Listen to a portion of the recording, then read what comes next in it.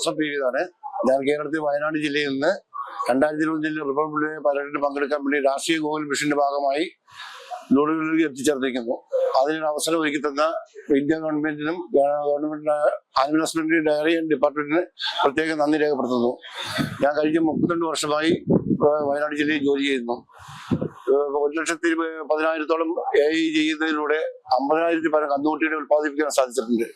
കഴിഞ്ഞ 32 വർഷം കൊണ്ട് ഞാൻ ആദ്യമായിട്ട് കയറുമ്പോൾ 10 ലിറ്റർ താഴെയായിരുന്നു പാലുൽപാദനമെങ്കിൽ ഇപ്പോൾ 25 ലിറ്റർ പാലിലേക്ക് ഉയർത്താൻ സാധിച്ചിട്ടുണ്ട്.